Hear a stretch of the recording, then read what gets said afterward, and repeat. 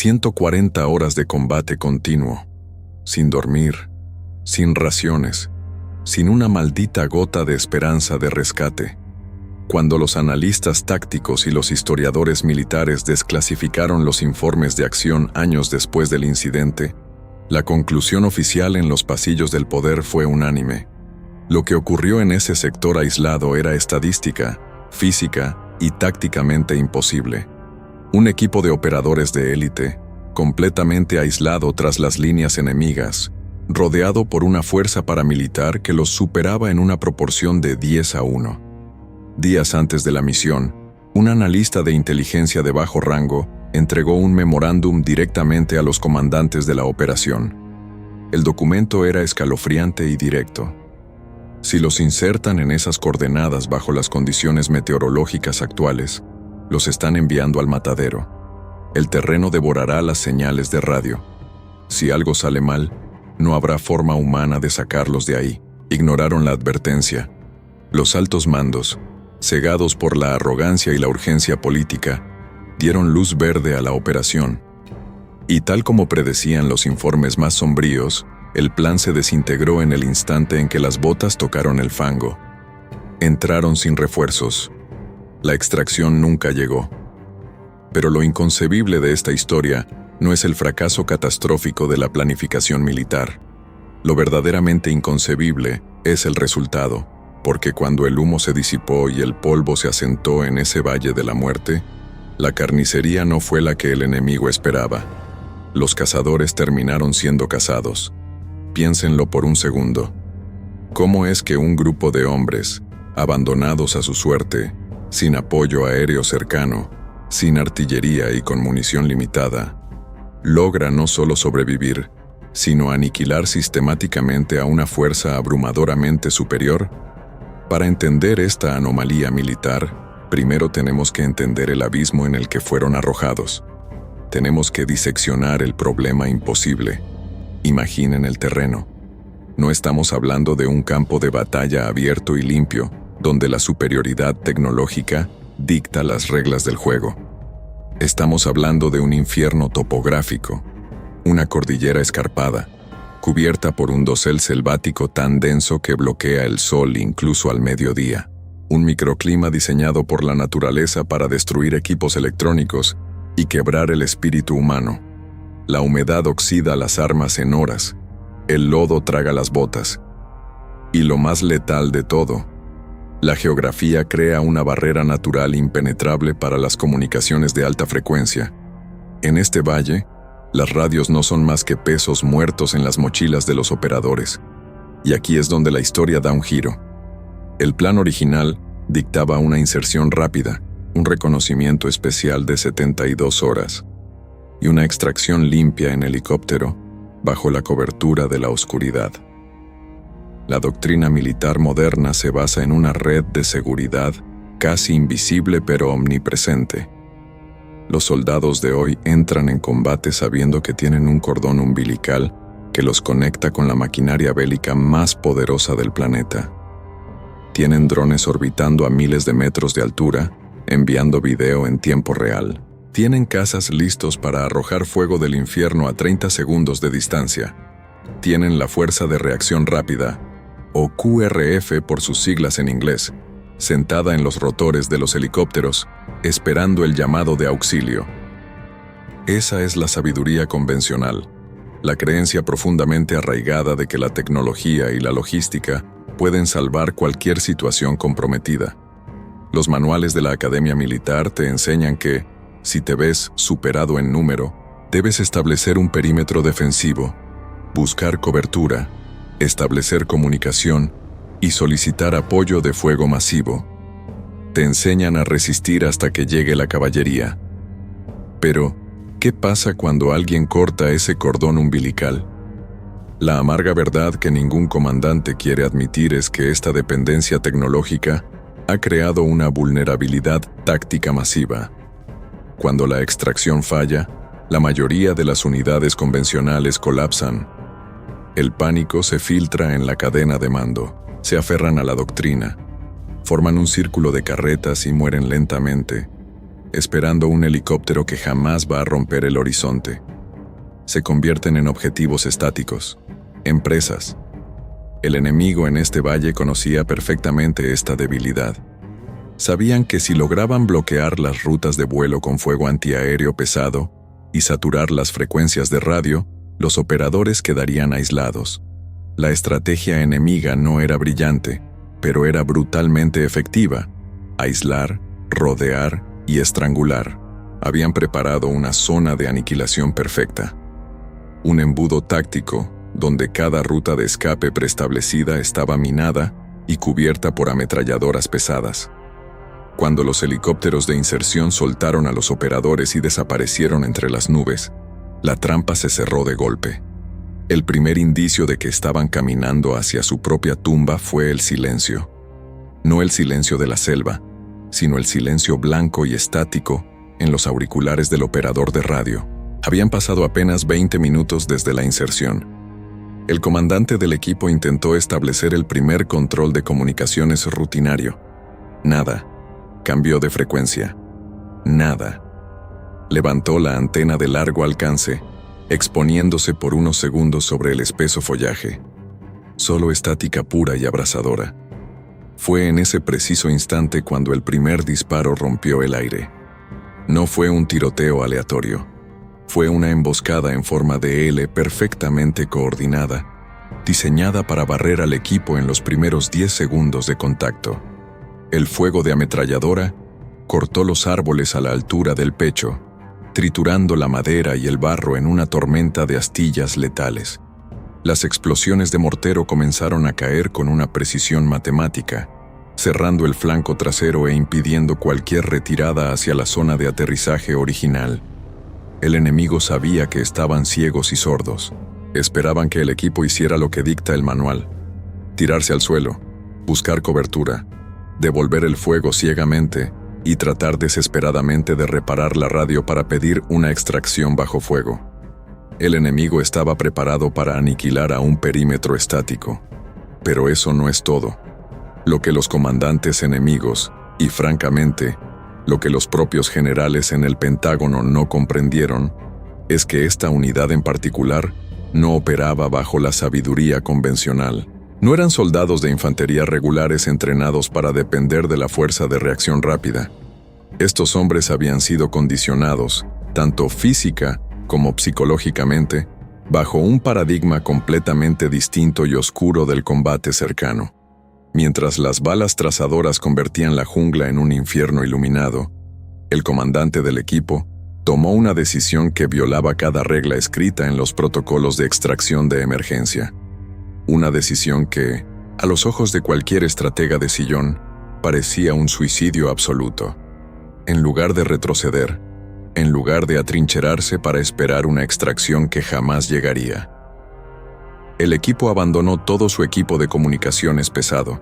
Dejaron atrás sus mochilas de supervivencia, aligerando su peso al máximo, conservando únicamente munición, agua y granadas. Y entonces, hicieron lo impensable. En lugar de alejarse de la emboscada, cargaron directamente hacia el corazón del fuego cruzado enemigo. Estaban a punto de desatar un mecanismo oculto de guerra no convencional. Una táctica olvidada forjada en los rincones más oscuros de los conflictos asimétricos, donde la supervivencia no depende de quién tiene el mejor apoyo aéreo, sino de quién está dispuesto a llevar la violencia al punto de la máxima incomprensión táctica.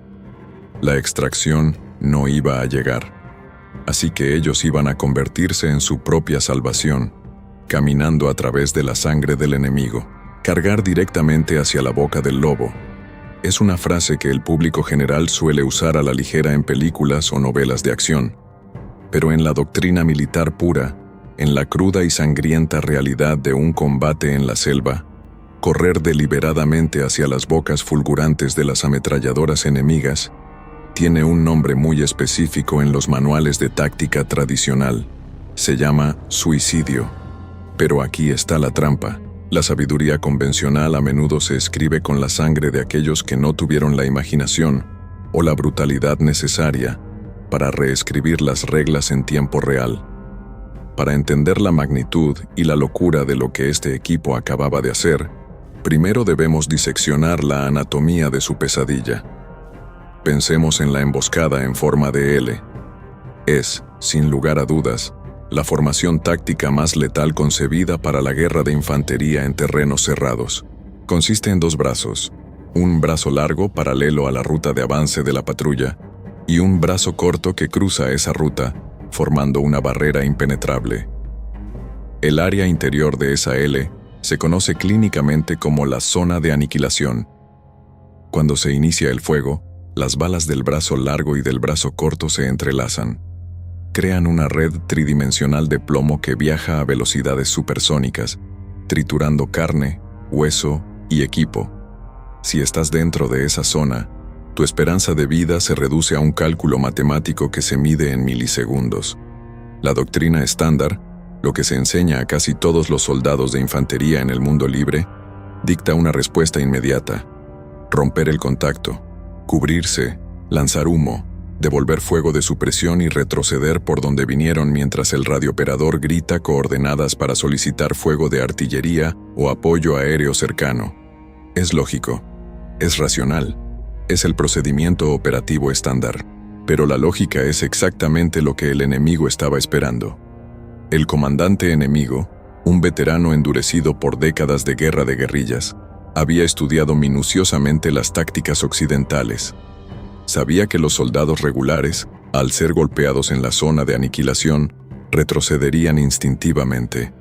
Por eso había posicionado sus morteros pesados en la retaguardia de la patrulla. Había creado una falsa puerta de escape.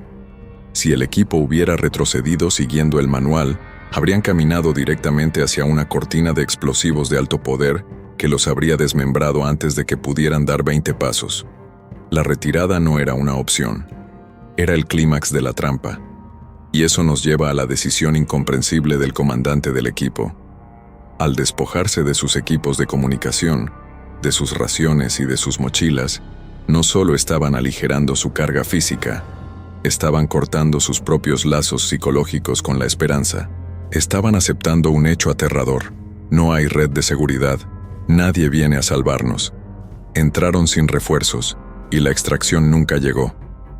Al aceptar la muerte de la extracción, se liberaron de la necesidad de mantener un perímetro defensivo estático. En lugar de retroceder, el equipo pivotó violentamente. En perfecta sincronización, sin necesidad de emitir una sola orden verbal porque el ruido ensordecedor de las detonaciones hacía imposible cualquier comunicación, aplicaron un concepto táctico tan primitivo como avanzado: la violencia de acción. No cargaron ciegamente hacia el centro, cargaron directamente hacia el vértice de la L, el punto exacto donde el brazo largo y el brazo corto de la emboscada enemiga se encontraban. Piénsenlo por un segundo. ¿Por qué el vértice? Desde una perspectiva analítica, el vértice es el centro de gravedad de la formación enemiga, pero también es su punto más vulnerable al fuego amigo. Si asaltas el brazo largo, el brazo corto te acribilla por el flanco. Si asaltas el brazo corto, el brazo largo te destruye por la espalda. Pero si empujas toda tu agresión cinética directamente hacia el vértice, hacia la bisagra misma de la trampa, obligas a ambos brazos enemigos a disparar hacia el centro. Obligas al enemigo a enfrentarse a un dilema geométrico letal. Si continúan disparando a medida que te acercas a sus posiciones, inevitablemente se masacrarán entre ellos en el fuego cruzado. Pero conocer la teoría es una cosa. Ejecutarla bajo un muro de fuego de calibre 7.62 milímetros es algo que desafía la comprensión biológica. El cuerpo humano está programado por millones de años de evolución para huir del dolor y del peligro extremo. Para ejecutar un asalto frontal hacia el vértice de una emboscada, debes anular tu propio instinto de supervivencia. Debes convertirte, en el sentido más literal, en un depredador de vértice. El bosque se convirtió en una licuadora de ruido, humo de cordita y vegetación destrozada. Los operadores avanzaban en una línea de asalto escalonada, disparando ráfagas cortas y controladas, sin desperdiciar una sola bala. Cada disparo tenía un propósito. Cada paso estaba calculado. A medida que acortaban la distancia, el ciclo o oda del enemigo observar, orientar, decidir, actuar, comenzó a colapsar. Los guerrilleros emboscados, que segundos antes se sentían los amos absolutos de la selva, de repente experimentaron una disonancia cognitiva masiva. Sus cerebros no podían procesar lo que estaban viendo. Los hombres que se suponía debían estar arrastrándose por el barro, rogando por apoyo aéreo, se acercaban corriendo como demonios, escupiendo fuego con una precisión quirúrgica. A 20 metros del vértice, los operadores desataron su reserva táctica inmediata. Granadas de fragmentación, no lanzadas en arcos altos y predecibles, sino lanzadas como bolas de béisbol, directamente a las trincheras poco profundas del enemigo. Las explosiones simultáneas levantaron columnas de tierra negra y cuerpos destrozados. Antes de que el polvo pudiera siquiera asentarse, antes de que el zumbido en los oídos de los guerrilleros sobrevivientes pudiera cesar, los operadores ya estaban sobre ellos. Saltaron al interior de las posiciones enemigas. Lo que siguió en esos estrechos surcos de tierra no fue un combate moderno. Fue una carnicería prehistórica con herramientas del siglo XX, fuego a quemarropa, culatazos que astillaban cráneos, cuchillos de combate encontrando las arterias vitales bajo los uniformes empapados en sudor y barro.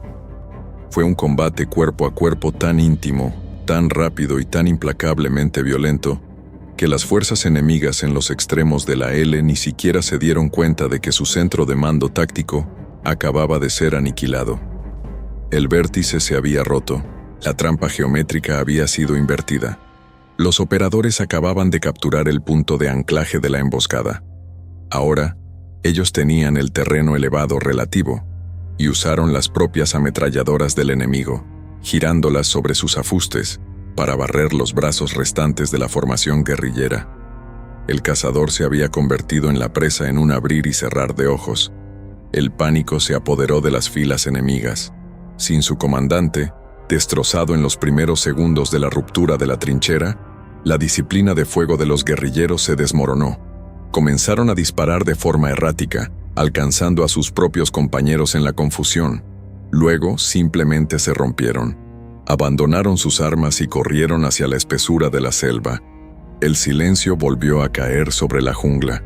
Un silencio pesado, denso, interrumpido únicamente por los gemidos agonizantes de los heridos y el siseo del metal caliente enfriándose contra el barro húmedo. El equipo estaba vivo. Contra toda probabilidad matemática, estadística y doctrinal, habían sobrevivido al punto de contacto inicial. La táctica no convencional, esa violencia de acción desenfrenada, había funcionado a la perfección. Pero la realidad estaba a punto de volverse infinitamente más oscura. Sobrevivir a la emboscada inicial fue solo el acto de apertura. El verdadero problema asomaba ahora, gigantesco e ineludible.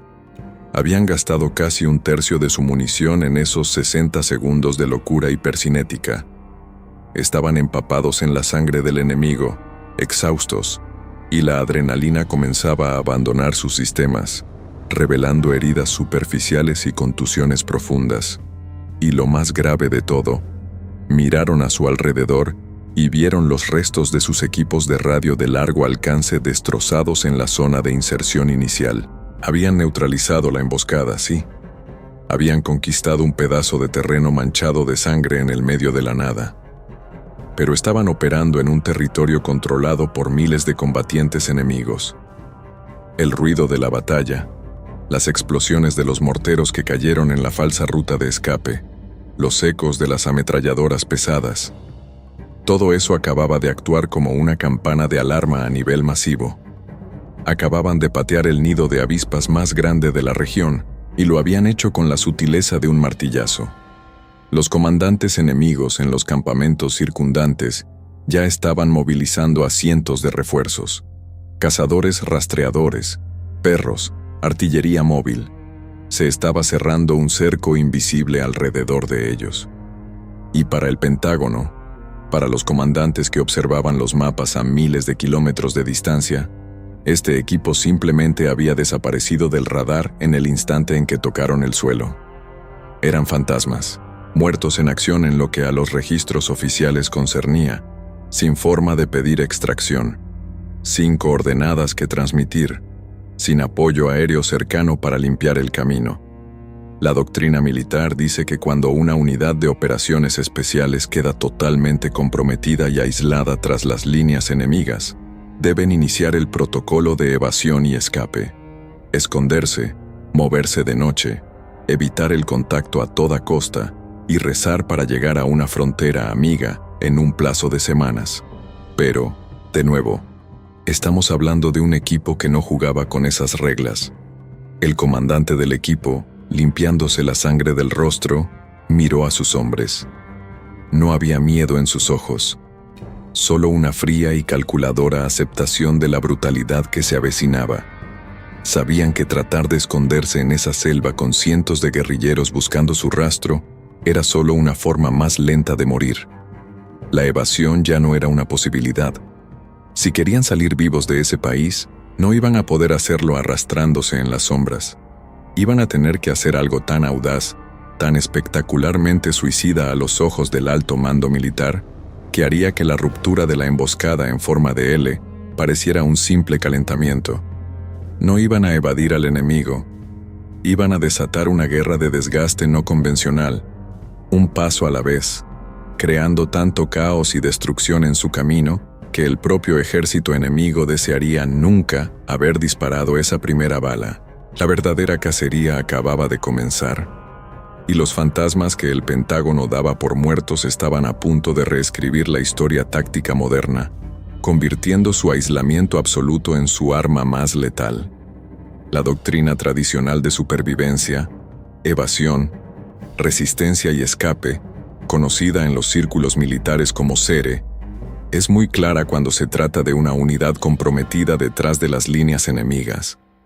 Los manuales, escritos con la sangre de pilotos derribados y patrullas de reconocimiento perdidas a lo largo del siglo XX, establecen una jerarquía estricta de supervivencia.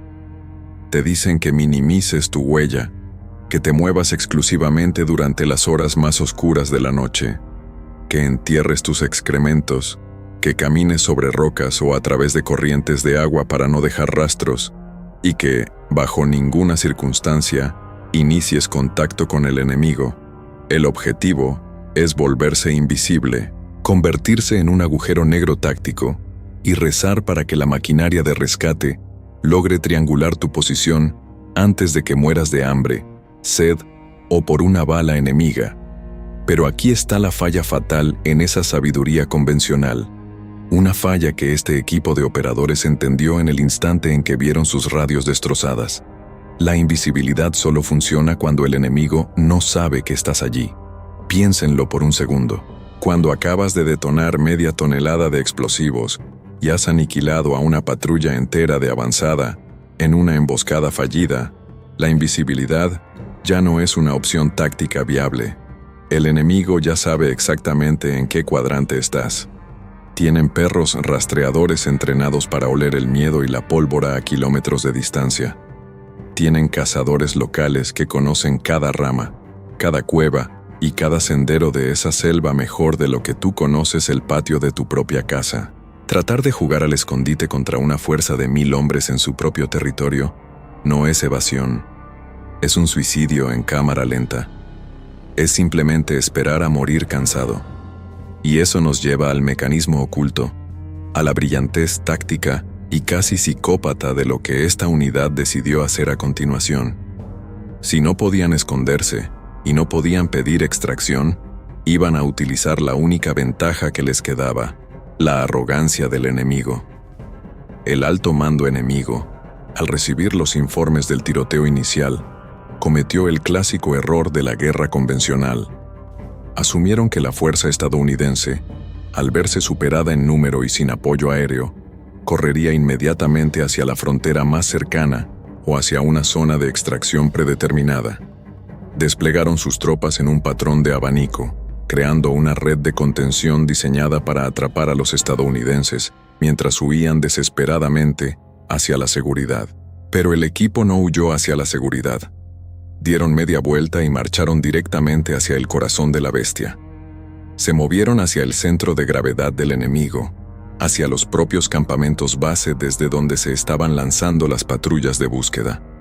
Esta maniobra, conocida en los círculos de operaciones negras como aislamiento ofensivo, es tan contraria a la intuición humana que el enemigo ni siquiera la concibió como una posibilidad.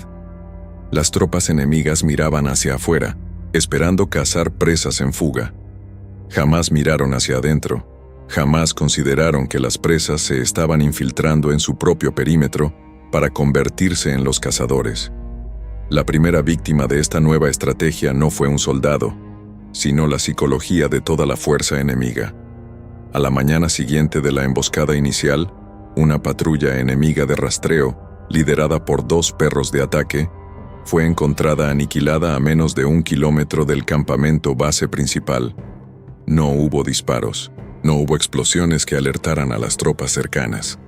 Los rastreadores habían sido eliminados con tácticas de combate cuerpo a cuerpo y armas silenciadas. Pero lo que heló la sangre de los comandantes enemigos no fue la muerte de sus hombres, sino cómo los dejaron. Los operadores estadounidenses no saquearon los cuerpos al azar. Tomaron las municiones, las raciones y las granadas, sí, pero también reconfiguraron la escena. Colocaron trampas explosivas utilizando las propias granadas del enemigo bajo los cadáveres, sabiendo que las tropas de recuperación intentarían moverlos.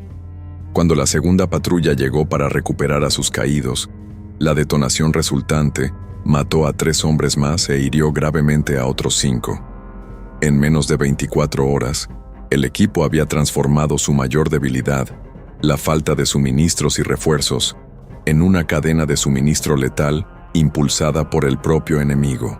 Estaban viviendo de la tierra, pero la tierra eran los cadáveres y los depósitos de armas de sus cazadores.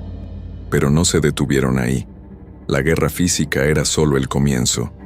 La verdadera obra maestra de esta unidad fue la guerra de la información, ejecutada sin un solo equipo de comunicaciones satelitales.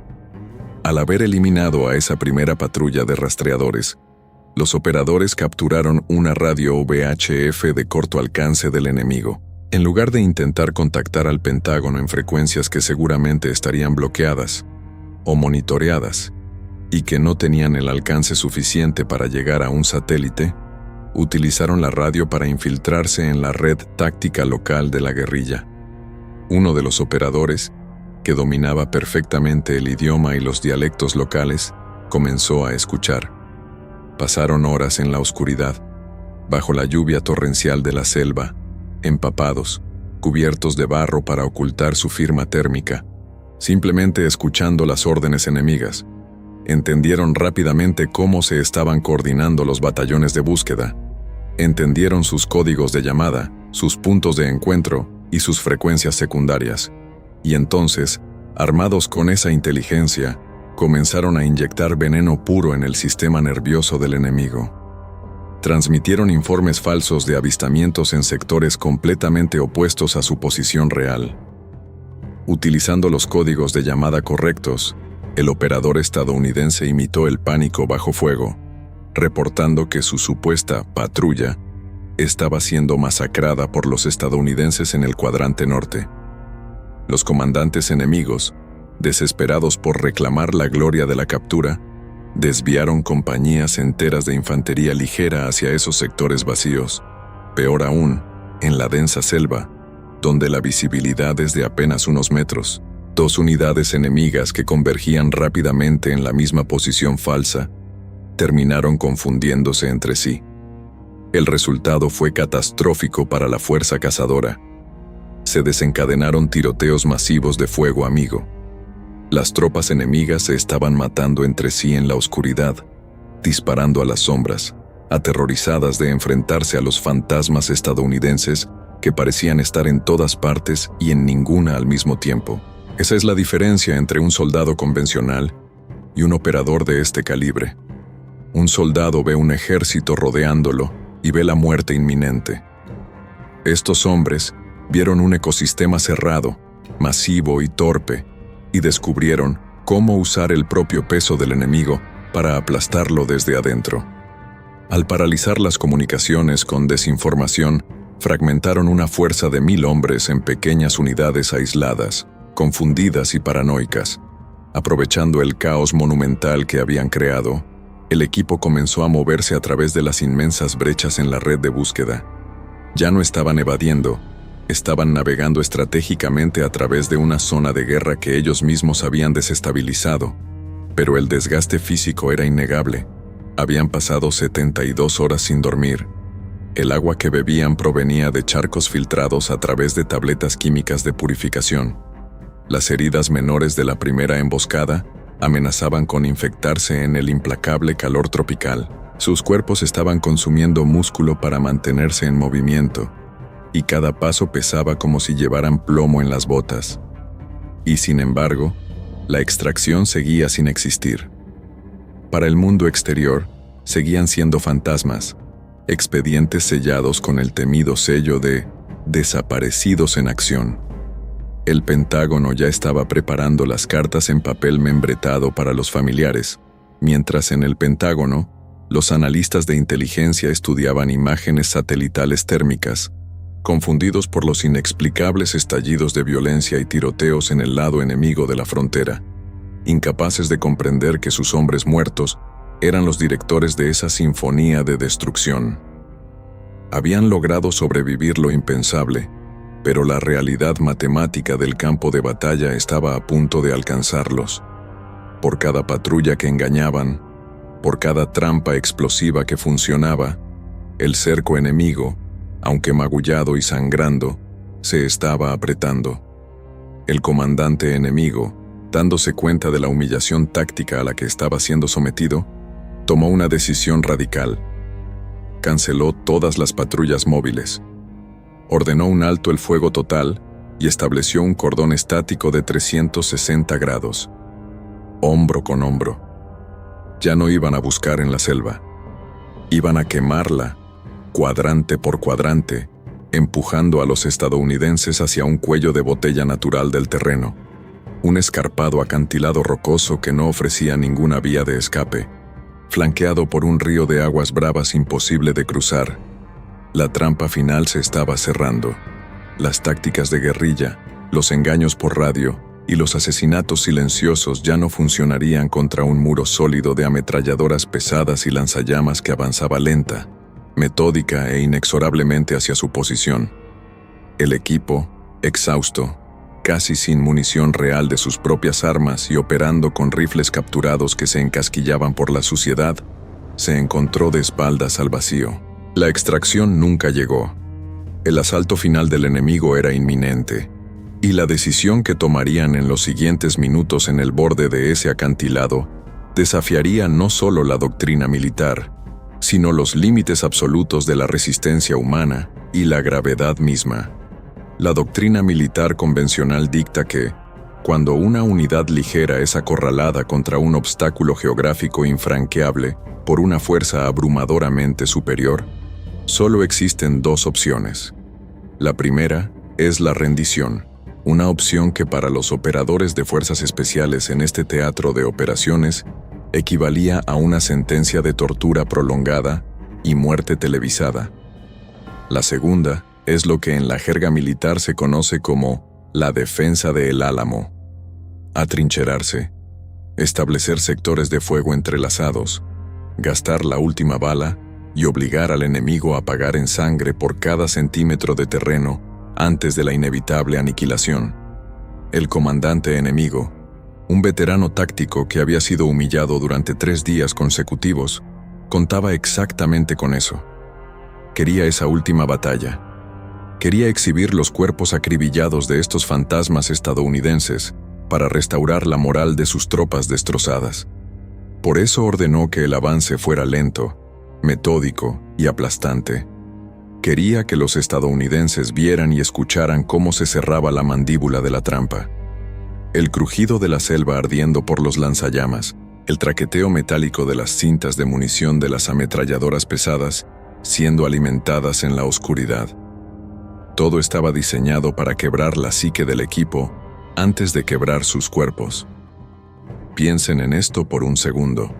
Estás al borde de un precipicio de 40 metros de caída vertical, una pared de roca negra, húmeda y afilada como obsidiana. A tus espaldas, un batallón enfurecido que avanza hombro con hombro, quemando la vegetación para que no tengas dónde esconderte. A tus pies, en el fondo del abismo, un río embravecido de aguas blancas, lleno de rápidos de categoría 5 y rocas dentadas que actúan como una trituradora industrial de carne. La extracción no existe. El apoyo aéreo cercano no existe. Nadie viene a salvarte. Cualquier soldado normal habría amartillado su arma y esperado el asalto final. Pero aquí es donde la mentalidad de la guerra no convencional se separa radicalmente de la infantería tradicional. Los operadores no miraron hacia la línea de árboles que avanzaba escupiendo fuego. Miraron hacia el abismo. Allí donde el comandante enemigo veía una barrera natural insuperable, un muro de contención que garantizaba la muerte de los estadounidenses, el equipo vio una puerta trasera. El enemigo había cometido su último, y más letal, error táctico. Asumieron que la gravedad y la topografía harían el trabajo sucio por ellos. Asumieron que el acantilado y el río mortal eran un yunque contra el cual el martillo de su batallón aplastaría al equipo. En consecuencia, no habían posicionado tropas en la base del acantilado ni a lo largo de las riberas del río. Era una trampa matemática perfecta, basada en el comportamiento humano lógico, y eso es exactamente lo que el equipo decidió explotar. Iban a eliminar la lógica de la ecuación, sin intercambiar una sola palabra, trabajando en el más absoluto silencio bajo el estruendo del fuego enemigo que se acercaba. El equipo comenzó a vaciar sus mochilas y a desarmar el poco equipo capturado que tenían. Extrajeron cada metro de cuerda de paracaídas o paracord de uso general que llevaban consigo. Cortaron las correas de lona de los rifles enemigos que habían robado. Utilizaron sus propios cinturones tácticos, el cableado de cobre de la radio destrozada que los había condenado al silencio, e incluso arrancaron enredaderas gruesas del borde del acantilado. Con las manos sangrando y entumecidas por la fatiga, trenzaron un arnés improvisado y una línea de descenso primaria. No era equipo de escalada. Era una monstruosidad improvisada que desafiaba cualquier norma de seguridad. Una cuerda de Frankenstein, atada con nudos de tensión, que tendría que soportar el peso de hombres equipados descendiendo por una pared de roca resbaladiza en completa oscuridad. Pero eso no era todo. El verdadero problema no era bajar, era lo que les esperaba abajo. El río no era navegable. Caer en esa corriente violenta era el equivalente a ser arrojado dentro de una lavadora llena de cuchillos. Para sobrevivir al impacto y la corriente, el equipo hizo algo que todavía hoy se estudia en las escuelas de supervivencia extrema. Desinflaron los forros impermeables de sus mochilas y los rellenaron con la maleza más ligera y seca que pudieron encontrar en el borde del acantilado, sellándolos herméticamente para crear bolsas de flotación improvisadas. Se ataron estas bolsas al pecho y a la espalda, creando una especie de armadura de flotabilidad que, con suerte, mantendría sus cabezas fuera del agua y absorbería los impactos contra las rocas. A las 0400 horas, el calor de los lanzallamas enemigos ya se podía sentir en el borde del acantilado. La línea de fuego estaba a menos de 100 metros. Fue entonces cuando el primer operador se enganchó a la línea improvisada y se dejó caer hacia el vacío negro. Uno por uno, descendieron por la pared de roca, utilizando una técnica de rapel invertido y rápido, confiando sus vidas a correas de lona cosidas a mano y nudos hechos en la más absoluta oscuridad. La fricción quemaba sus manos a través de los guantes tácticos desgastados. Cada vez que la cuerda improvisada crujía o cedía unos centímetros bajo la tensión, el corazón se detenía, un solo fallo en los empalmes, y la caída sería fatal. Cuando el último hombre comenzó su descenso, el enemigo lanzó el asalto final. Bengalas de iluminación rasgaron el cielo nocturno, bañando el borde del acantilado con una luz fosforescente y macabra. Las ametralladoras abrieron fuego simultáneo, barriendo la posición donde, apenas unos minutos antes, el equipo había estado parado. La jungla entera pareció estallar. El ruido era ensordecedor, pero el equipo ya estaba a 30 metros por debajo de la línea de fuego. En la base del acantilado, cortaron la línea de descenso, dejando que la cuerda cayera al río para no dejar un rastro evidente, y se lanzaron a las aguas bravas. El impacto térmico del agua helada contra sus cuerpos exhaustos fue brutal. La corriente los agarró instantáneamente con la fuerza de un tren de carga. No se podía nadar, solo se podía sobrevivir. La estrategia era mantener los pies por delante para absorber los golpes contra las rocas submarinas y dejar que las mochilas llenas de maleza actuaran como boyas y escudos. Fueron arrastrados a una velocidad vertiginosa a través de la garganta del río, golpeados, sumergidos y lanzados por los rápidos bajo el amparo de la más densa oscuridad, mientras muy por encima de ellos, el enemigo desataba un infierno de munición contra un enemigo que ya no estaba allí. Arriba, en la cima del acantilado, el comandante enemigo ordenó el alto el fuego. Con las armas humeantes y el terreno reducido a cenizas, los soldados avanzaron lentamente para inspeccionar los cadáveres que seguramente estarían esparcidos por el borde del abismo. No encontraron nada, ni un cuerpo, ni un arma, ni un rastro de sangre. Solo tierra quemada y el sonido del río rugiendo allá abajo. El impacto psicológico de esa imagen persiguió a ese batallón durante el resto de la guerra. Acababan de acorralar a un equipo estadounidense sin apoyo, con todo el peso del ejército a sus espaldas. Y los estadounidenses, simplemente, se habían evaporado. Los mitos comenzaron a gestarse esa misma noche entre las tropas enemigas. No eran hombres, eran demonios. Eran espectros traídos por el humo de la jungla. A varios kilómetros río abajo, mucho más allá del cordón táctico del enemigo, el agua finalmente escupió los cuerpos de los operadores en una orilla fangosa. Estaban destrozados, costillas fisuradas, contusiones masivas, hipotermia al borde del fallo sistémico y un agotamiento físico que trascendía la comprensión médica. Pero los corazones seguían latiendo. Sus pulmones seguían buscando aire. Estaban vivos. Habían logrado el escape más audaz en la historia moderna de las operaciones especiales, y lo habían hecho usando exactamente 0 activos de la inmensa maquinaria bélica estadounidense. Pero la misión no había terminado. Todavía estaban profundamente dentro de territorio hostil. Durante los siguientes 9 días, marchando de noche, bebiendo de los pantanos y alimentándose de insectos y raíces, este equipo de fantasmas navegó a ciegas por la selva. No tenían brújulas viables, no tenían mapas y no tenían comunicaciones. Navegaron usando el instinto táctico puro y una voluntad de hierro que se negaba a apagarse. En el 10º día, las alarmas perimetrales de una pequeña base de apoyo de fuego avanzada estadounidense, ubicada a kilómetros de la frontera, se activaron. Los centinelas en las torres levantaron sus armas al ver siluetas acercándose desde la espesura. Lo que emergió de la jungla esa mañana de niebla no parecía humano. Eran hombres esqueléticos, con los uniformes reducidos a harapos putrefactos, cubiertos de fango, llagas crudas y sangre seca, arrastrando los pies con la mirada hueca de los 1000 metros. Cuando el sargento de guardia finalmente los reconoció, casi deja caer su rifle por la conmoción. Todo el alto mando, el Pentágono entero, los había dado por muertos semanas atrás. Las carpetas estaban cerradas. Sus nombres ya estaban siendo tallados en la burocracia de los caídos. Y sin embargo allí estaban, caminando por sus propios medios a través del alambre de púas, exigiendo agua, munición nueva y el enlace de radio más cercano para dar su informe táctico. El informe posterior a la acción de esta misión provocó un terremoto en los escalones más altos de la inteligencia y el mando estratégico militar.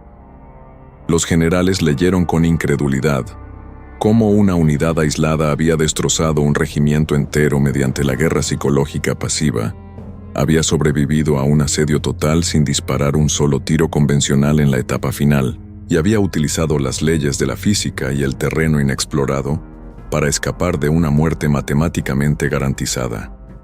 Las lecciones tácticas extraídas de esos 9 días alteraron fundamentalmente el paradigma de la supervivencia militar. Demostró empíricamente la falla catastrófica de la dependencia absoluta de la tecnología. Las Fuerzas Armadas habían pasado décadas perfeccionando el arte de la extracción. El helicóptero que llega como la caballería, el ataque aéreo que salva el día. Pero este equipo demostró que la verdadera superioridad táctica no reside en los activos que tienes a tu disposición, sino en la resiliencia letal de la mente humana bajo la presión absoluta de la aniquilación. Demostraron que cuando eliminas la red de seguridad, cuando aceptas en lo más profundo de tu psique que nadie viene a salvarte, liberas una ferocidad y una creatividad táctica que ningún manual de campo puede enseñar y que ningún enemigo puede predecir. Años más tarde, los programas de adiestramiento de operaciones especiales y las escuelas de supervivencia, evasión, resistencia y escape, SERE, comenzarían a integrar en silencio las tácticas y metodologías desarrolladas intuitivamente por este equipo en la oscuridad de la selva. El rapel ciego con material improvisado, el uso de las comunicaciones enemigas para fracturar las líneas de persecución, la manipulación de los límites geográficos asumiendo el máximo riesgo.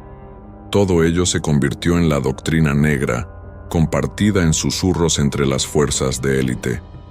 Sin embargo, debido a la naturaleza hiperclasificada del área donde operaban y al hecho vergonzoso de que la inmensa maquinaria militar los había abandonado burocráticamente a su suerte, la historia completa fue enterrada bajo capas de tinta negra del gobierno.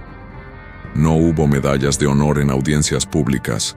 No hubo desfiles. A estos hombres se les ordenó firmar acuerdos de confidencialidad estrictos, lavar sus uniformes, cargar de nuevo sus cargadores y volver a la oscuridad. Pero en los salones sagrados de la historia militar oculta, en los pasillos donde se sabe cómo se libran realmente las guerras en la sombra, su legado es inamovible. Son el epítome de la mentalidad indomable. Entraron en la boca del infierno armados solo con lo que podían cargar en sus espaldas. Se enfrentaron a la imposibilidad matemática del campo de batalla. Manipularon la mente de un enemigo abrumador. Desafiaron la gravedad, vencieron a las aguas asesinas y marcharon a través del purgatorio para regresar a casa. Entraron sin refuerzos. La extracción nunca llegó, y al final de todo, descubrieron que nunca la necesitaron.